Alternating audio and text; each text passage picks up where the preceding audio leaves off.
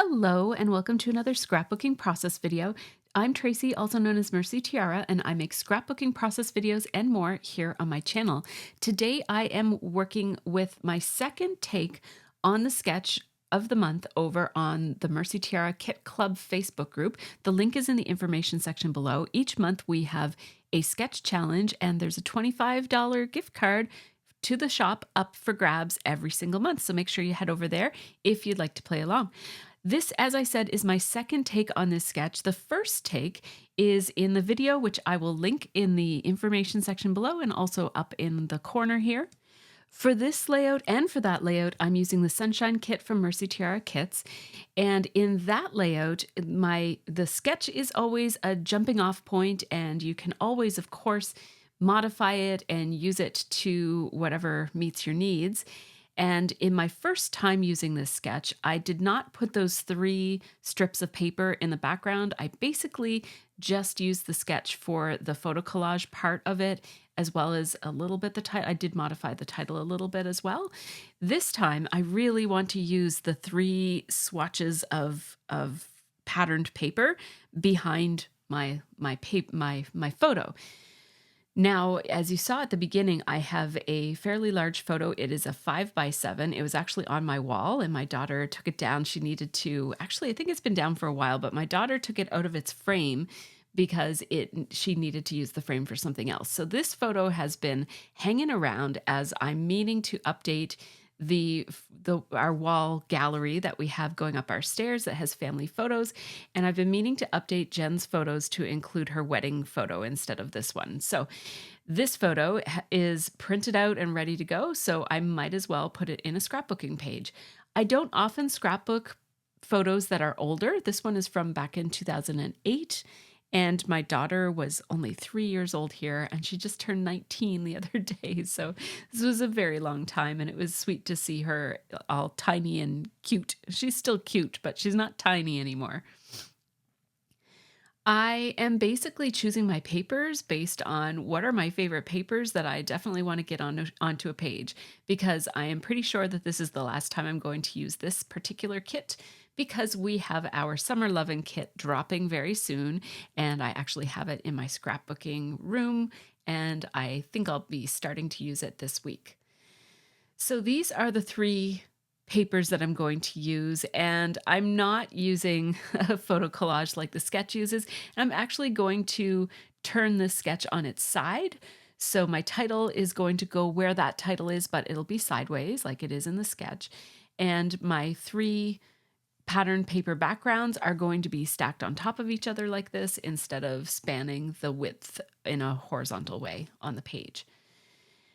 I am obviously, and what my hesitation here is that I'm losing part of that beautiful background stripy paper, because you're only going to see a little bit of pink over here on the left side and a little bit of blue over there on the right side, and you're missing out on the beautiful paint stripy kind of pattern to that, but that's okay. I did hesitate a little bit, but I really wanted those rainbows to be front and center, and I also really love that floral with the light blue background, and so I needed those to be the top and the bottom. So the other one, just by default, is going to be the one that is covered. I tore the edges of these with my ruler just to determine the length of them, and I'm just going to leave that torn edge. I think it adds just a little bit of interest, but I am going to mat all of these papers on this blue cardstock that came in the kit. It's almost a navy blue. I think it's called Arctic, and it is beautiful. It came in the cardstock add-on. And one thing that I'm doing here that I'm going to regret, but I'll work with it, I'll figure out a way around. But one thing that I'm doing here is I'm not paying too much attention to how wide these are or how long they are. And that's going to cause me some trouble, but I'm going to overcome that trouble in a way that you'll see. You'll have to watch and see. So matting these papers with the navy blue background, with the navy blue cardstock, it really helps them, each pattern, to really pop out against the others and also against the background. I'm using that pink cardstock that came in the cardstock add-on for my background. And once these are layered, they're going, see how that it's very similar to outlining, but it just gives an even more bold effect. Now, the thing that I said I was wishing, see, this is my conundrum, is that I wasn't paying attention to the length of these, and they're not all the same width anymore. They never were. And so I have to decide, like, they're just not different enough to make them really staggered looking. They're too close. They either need to be really far apart and obviously not the same lengths, or they need to be the same lengths. But I'm going to roll with it. And you're going to see me really go back and forth. I don't usually overthink my pages, mostly because I'm usually rolling my camera as I'm as I'm doing it. So I don't have the luxury of being able to really think a whole lot about what I'm doing. And so you're going to see me put these 3 pieces together of paper together multiple times with only very small changes between them each time. And it really doesn't matter. I really should not have been thinking so hard about this because it just wasted a whole bunch of time. But I mean, I have the time here to scrapbook, so it's all right. It's not the end of the world, but try to not overthink your pages because in retrospect, like none of these slight changes would have made that big of a difference in the overall layout. I'm going to mat my photo on this beautiful navy blue floral, and I've used this floral for matting a couple of different times this month, and I really love it for matting because the floral is small enough that you can still tell that your mat has a floral pattern on it. So I'm thinking maybe I'll just make it be uneven on the left, and now I'm thinking I'll just make it be even on the left and uneven on the right. And then what I'll do is I will put some embellishments to cover the fact that it's uneven over on the right, because my title is going to go on the left, and so you will be able to see if it's like nothing is potentially going to cover the left-hand side. So whereas my embellishments will likely go over on the right-hand side. So here I am going back and forth and back and forth, and no, I don't want to do it that way. Luckily, my ATG is fairly forgiving in this case. And I don't want that centerpiece to be as big as it is right there, but I'm losing sight of that because I just keep I keep gluing and ungluing and pulling it apart and putting it back together again, and it's just not, I'm losing sight of what I wanted to do. So eventually I figured it all out and put it back together again the way that I want it to be, which is all aligned over on the left-hand side, and then the jaggedy edges are over on the right-hand side. It looks really terrible right now, but bear with me because it's going to look better once I put some embellishments over there. I was using my T-square because it really did not look like that chunk of pink space there over on the left-hand side. It did not look like it was even, or like it looked like it was angled, even though it was not angled. I checked it several times and it's definitely not angled, but I don't know what, my eyes were doing something weird or if it's just an optical illusion of some sort, but anyhow, I am going to spell out my title, of which I am super proud. The title of this one is ShenAUNTigans, which, can you hear me smiling? I'm smiling very hard as I say that. It is ShenAUNTigans because if anybody gets up to ShenAUNTigans, it is Jen, who is a very fun-loving aunt and a great aunt, and the girls love spending time with her. Even as far back as 2008, our girls were smitten with Aunt Jen. So I have used the capitals, and I love this font that came in this kit because it has both capitals and lowercase, and the use of capitals allows me to really showcase my little pun. Here I am again, just checking. Yes, it's the same size. I don't know why I'm doubting myself this time for some reason. So anyhow, we're going to leave it as it is because it actually is straight. And even if it isn't straight, it really doesn't matter. And after all of that effort of using my Thickers alignment tool, they all fell all over the place when I went to take them off, but that's okay because the purpose of it was to know whether it would fit. And it turns out that this very clever title, if I do say so myself, fits perfectly in the space here. So I'm glad that I made that center piece of that stripy paper smaller because that makes this title fit just perfectly. I decided that it was a little bit too boring when it was all lined up anyways, because the word shenanigans should never be straightforward and aligned. It should always be off kilter with a bouncing bass line and all over the place. So I am making the letters all shifted and askew, and my E is tilted back, having a really great time, and the G is the same, and yeah. So I made the aunt part of the word be uppercase so that it really makes the pun very obvious. And I'm just going to switch everything over so that it takes up the whole space and is evenly distributed across the space. And I just cut off two little parts of a Z to make the little dashes between the words so that aunt is even more obvious. By the way, if you love playing with typography and if you want to see a beautiful design team member's work that often uses gorgeous typography, you should check out Aurélie Cormier's Instagram account. She does not do YouTube videos, but check out her Instagram account or check out the MercyTiara Kits Instagram account because she is on our design team and she shows up there frequently, I should say. And so as I was saying that, I was just looking through all of the embellishments that come in the main kit and the embellishment kit. I just mix my kits together and use them all throughout the month. We have some feathers still left over from before.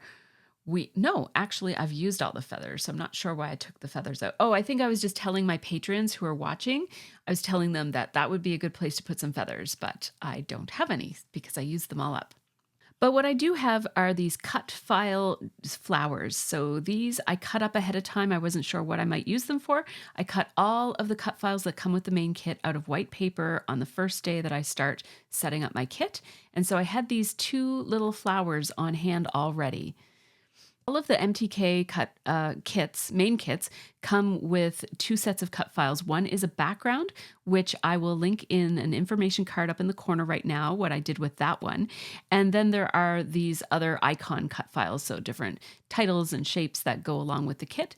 And so that's where these flowers came from. It came from the icon cut files that come with the main Sunshine kit. So I placed those two flowers over on the right-hand side. Those will do a pretty good job of covering up that janky edge there.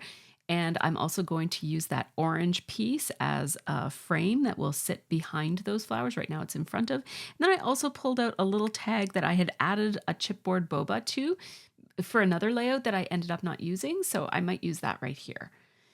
So I have all of those options picked out and put over to the right-hand side, along with a few other things that I think might work on this page. I really love that sunshine die cut piece, and I think it works particularly well with the rainbow paper up there. And even though it's not from the same collection, but I do really think that they work well together. I have two die cut pieces here that have the word magic on it. One says stay magical and one says you are magic. And Jen is a huge Disney fan and has actually taken the girls to Disney on a trip. So I think that the reference to magic is a really appropriate one in this case. So I'm going to use both of those die cuts, even though I think in any other circumstance, I might think that that's too repetitive. I think it makes sense for it to be repetitive here. Now I'm going to do a form of outlining here where I'm taking my chisel tip pen, which is, it's a Faber-Castell Pitt pen, and I am just running it. I'm holding it at a slight angle, and I'm running it along the edge, and I made a little mistake there. Sorry, I'm out of frame, but I hope that you saw that. I'm going to do it a couple more times, at least one more time, so you'll see it again, but it just gives it an outlining look, but it's right against the edge. So it doesn't have the same look as my normal outlining. And that's just for something a little bit different. It ties in a little bit more with the matted papers.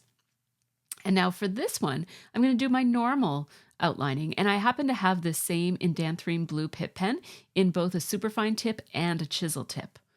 So I'm very happy about that because I can use the same color but get a different line look.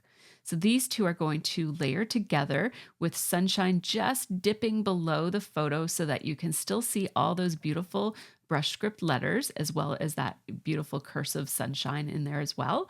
And then the You Are Magic is going to layer above it. I want to tuck the orange piece under so that it doesn't fall off the page. And so I just tucked it under. And now I'm going to do another little outline on this little embellishment so that it matches with the other. Now, all this time, I don't know exactly what I'm going to do with the flowers. So that's why I've taken them out there. I've taken them out off to the side, and I'm thinking the whole time that I figure out all these things, I'm just thinking about what my options are for those flowers. I'm taking a look at the chipboard pieces just to see if there's anything else on that set of chipboard that might work with this page. I've popped up the You Are Magic just to give it a little bit of dimension, and I'm not going to outline the Stay Magical. And this is basically how it's going to look. So I need to figure out what I'm going to do with these white flowers. I'm going to take this nonstick mat that I have. There's actually 2 of them here layered with each other, and you'll see me slide the other one out in a second. I like to have the 2 because it keeps my ink separate from my project if I'm using it, because what I've decided to do here is instead of using paint, I decided that I didn't want these to have a metallic sheen to them. I do love the nice glistening look that you get with that Prima watercolor paint set that came in the Dream Big mixed media kit, but sometimes I like things to have a bit of a different look. So I'm going to actually use the newsletter comes with a color swatch for the kit. So I took that over to my inks and I used some Stampin' Up, just regular dye inks here. And I actually don't have a green that works perfectly well with the kit, but I do have 2 greens that are close. So I have a green that's a little bit too dark and I have a green that's a little bit too light. And so, it's a little bit off screen. I'm so sorry about that. But I just basically put the ink on the mat, added a little bit of water with my water brush, and voila, we've got it done. So as I go, and I'm just mixing those 2 colors. So there's a dark and there's a light. I wish it was showing, but it isn't. So we'll just imagine that you can see me dipping it into the different colors and mixing it to make a lighter color green. Now I'm going to remove that green from my mat, and you can see now that I have the 2 mats. One is for mixing the color and one is for the actual artwork. That way I don't accidentally get my artwork stuck in the pool of ink that is there for painting on. And this one is going to be a pink, and I was able to use the right color pink, and I will show you the colors that I used after I'm finished here. So that was pretty easy to just add that color to the flower part there. And now for this one, I just added some blue, and there you go. I'll show you the colors in just a second, but I do want to comment and mention that this is just the plain white cardstock that came in the cardstock add-on, is not special watercolor paper. And by the way, these are the colors that I used: Balmy Blue, Flirty Flamingo, Granny Apple Green, and Mossy Meadow are the colors that I used, all from Stampin' Up, but just use your own inks, whatever you have on hand, and the newsletter will help you match up those colors quite nicely. So as I was mentioning before, that's plain white paper, not watercolor paper. So especially with those really thin stems, you have to be very careful because non-watercolor paper will become saturated really fast and it will get mushy and break down, and it might not handle the amount of water that you want to put on it. So you want to be very careful that you don't go over it multiple times and that you're just kind of very, very gentle with it when it's wet until it dries. So as you can see, the heads of my flowers are really floppy and wobbly, and this could very easily break, but it's okay. If it did break, I would just glue it back together or glue it down on my project so that it looked like it was stuck together. Now I do want to put the year, especially where this is an older photo. I usually scrapbook current photos. And so whenever I use a photo from a while back, I always want to make sure that I'm dating it in a pretty prominent way. I mean, obviously it's very clear that this is an old photo because she's only 3 years old in it. But the way that I found out the age, because we don't have that photo anymore because our iPhones changed, and this was from the iPhoto library. And so what I did was I could tell which house it was in, and we moved at a certain time, and I could see that it looked kind of fall outdoors. The trees looked orange. So I just went with fall of the year after we moved into our house, which would be 2008. Now that flower has a little confetti piece in the middle of it, but it's not quite big enough. So I just punched a little piece of paper with a Stampin' Up! Punch. It's like a little fancy label punch, but I'm roughing up the edges so that it looks mostly like a roughed up circle. And then I will glue the little confetti piece to that and then glue that to the flower. And that gives me a more substantial center for that flower, which I like better. And I'll use some dimensional adhesive to pop that flower head up because it is kind of over, it's in that negative space of the frame, the orange frame below it. I'll do the same with the blue flower so that it pops up. And I really like the way that the leaf looks on the pink flower, but I didn't like the way that the blue flower's leaves were sort of interfering with that. So I just cut off one of the blue flower's leaves so that it would lay properly with the other leaves that were already there. And then I'll use this label to cover up that awkward space where all of the stems kind of come together and it looks a little weird. So that it almost serves as a vase that would hold those flowers together, even though it's not. I felt like this needed something else, so the kit came with these really cute outline heart wood veneer pieces. So I'm going to tuck them in 3 different places. Really, this layout has one main embellishment cluster, which is the one over here to the right. But there are 2 secondary clusters. This one here with the camera that says Stay Magical. And I'll use a wood veneer over the lens. I love putting little things on the lenses of cameras, so that's a fun thing to do. And then I'll also stick another heart up here by this die cut that serves as a very secondary cluster. So the page is almost done, but it's looking a little bit plain. And I thought maybe I could do what I did with the birthday bash layout, which is just put an assortment of confetti pieces around it. The word shenanigans is such a fun word that it seems like it could have confetti around it. And that would be really kind of fitting with the title and the meaning of the page. But I didn't like how that looked, and then I thought maybe I could selectively put a little assortment at the end and beginnings, but I didn't like that either. So what I'm going to go with is a little banner on the top of this page. And I don't know exactly where I'm going to put it, but these chipboard pieces from the Echo Park chipboard set that came in the embellishment add-on, I've been really wanting to use them because they're really cute.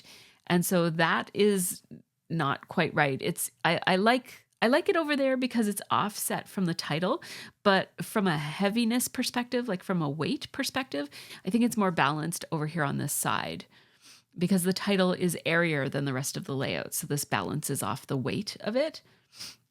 So I'm going to shift it over here, and this is where the banner is going to go. Another option when you're looking at your layout and it's done, but it just feels a little bit too plain on the background, is that's a good opportunity for tearing your cardstock background and having a little bit of a pattern paper showing through, like tearing a little triangular bit out of it someplace. And where depends on the balance of the page. So that would be another strategy here. But like I said, I wanted to use these banner pieces. They're so, so cute. And I think they work really well with this page. I'm just drawing with my fine tipped marker the string between those banner pieces just so that they don't look like they're floating on the page. And then I just trimmed off the little bit of the banner that overhangs the edge of the page. And here's where I decided to put some confetti instead of all over the place. I thought the confetti would be kind of around the banner. Some pieces will be on the banner and some pieces will be beside the banner, like on the background paper. But I decided that the pieces that would be on the background would be the little teensy weensy little mini flower pieces. It's tone on tone, and I like the playfulness of it. So we're doing that, and I don't love it. It doesn't feel quite finished. And so I decided, I wished that I had some word stickers, and it turns out I do have some word stickers. So I took this one, but I'm actually not going to leave it there. So I don't remember what that one said. But this one says, it says, love this.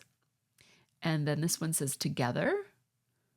And I put the pink one back, and I'm just looking for another one. This one says good stuff, and I'm just going to cut it up so that it fits on that. And I'm going to leave the little pieces of confetti on there too. And I really love this banner. Love how it looks. Now I'm going to glue these down using my We Are Memory Keepers pickup stick. Love this tool, and my art glitter designer dries clear glue. And one thing that I did not include in the process video, I didn't do it until I was about to take photos, and I thought, man, that main embellishment cluster looks a little bland. And so I actually added some sequins to the main embellishment cluster, and it looks really great. You'll see it in the close-ups, and it really does make a difference. It just adds a little bit of interest to that area and makes the embellishment cluster pop a little bit more. There's the title. There's that cute, adorable banner. I'm so glad that I added that because I just love it. And here is this embellishment cluster with just a little sprinkling of the confetti mix. I love the confetti mix for just adding a subtle little bit. Sometimes you can add a huge, bold amount for impact, but I really love using them for tiny little bits. So here are all the places that you can find me on social media. And thanks so much for watching. Let me know if you have any comments, and I'll see you next time. Have a really great scrappy week.